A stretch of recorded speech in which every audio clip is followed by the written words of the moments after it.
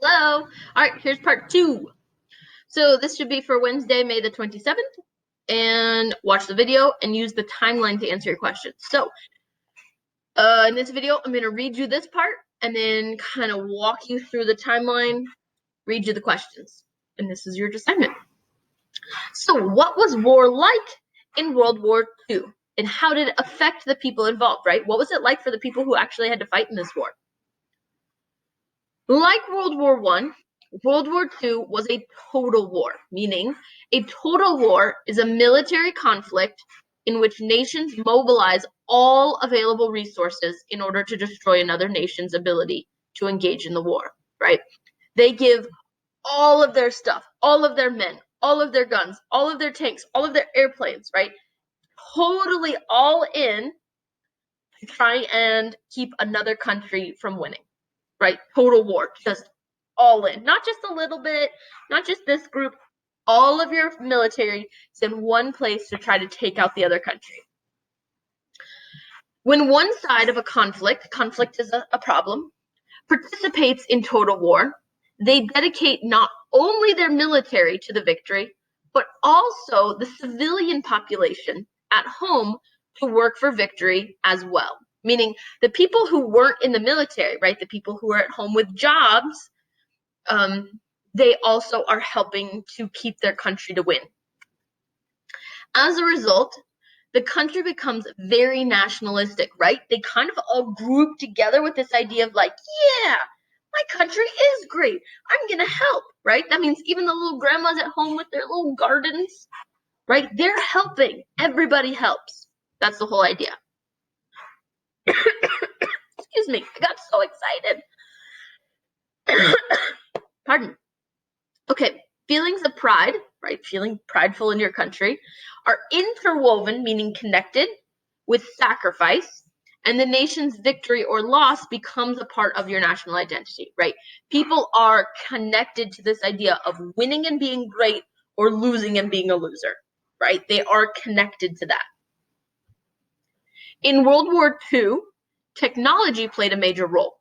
Following World War I, many countries learned from their mistakes and began to develop new technologies during the interwar period, meaning between the two, of the 1920s and 30s, right? So World War I happened, a bunch of people died, and they're like, we're not very good at this. Let's make it better. Let's get better at war. New technology improved the speed and impact of existing weapons, right? The weapons got faster and better. And improved intelligence collection, right? They got better at learning about the other side. The new technology determined the victors of World War II, meaning if you had the good stuff, you won, and played an important role in future conflicts, right? The countries that were able to make better stuff for World War II ended up being better in other wars in the future too. So it's kind of those who got better at this war got better at all the wars. So here's a little timeline to kind of show you what is happening. How does the war happen? Right, starting with 1939 and ending in 1945. So it's a 6-year war-ish, 5.5. So it's like a 6-year war. It's pretty much 6, almost exactly to the day. I was thinking of the other one. Yeah, I don't know where I was going with that.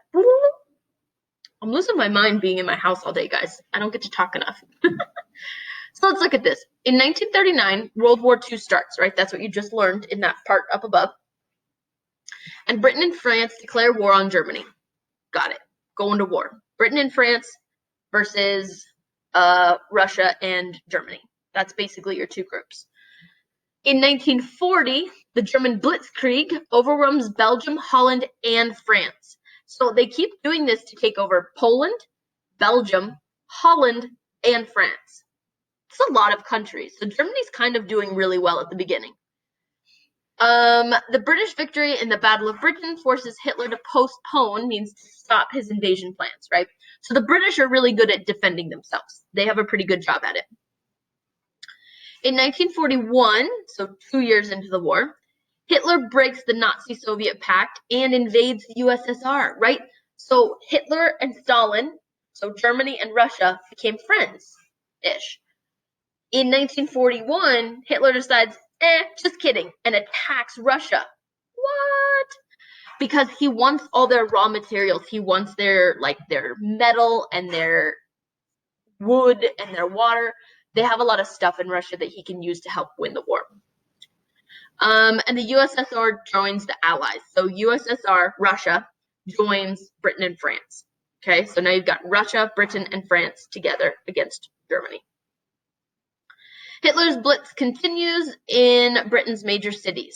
Okay, Hitler starts bombing a lot of Britain's cities, and it got really bad in England. Japan joins in. Whoa, out of nowhere. Japan joins in and attacks Pearl Harbor, which is in Hawaii. So he attacks America. This is one of, except for 9/11, which we've learned about before, which just happened, 19 years ago. Wow, that's a long time ago now. This attack was the only other attack on U.S. ground. So Japan came and bombed Pearl Harbor in Hawaii, and Japan joins the war, and America has to join the war now too. In 1942, Germany gets real hurt at a place called Stalingrad, which is in Russia, and he has to turn back. It's bad. Then this starts really killing a lot of Jewish people, right? So in 1942 is really when Hitler decides to start killing all the Jewish people, particularly at a place called Auschwitz. And Auschwitz is a camp. You'll learn about it here next week, but it's pretty bad. In 1943, Germany is defeated in Russia at a place called Stalingrad. So Germany is starting to lose just a little bit.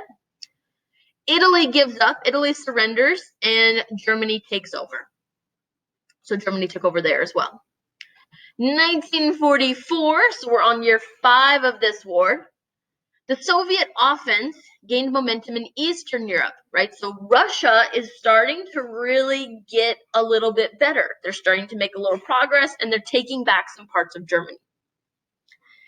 D-Day is when the Allies invaded France. So this is when America, Britain, and France take France back.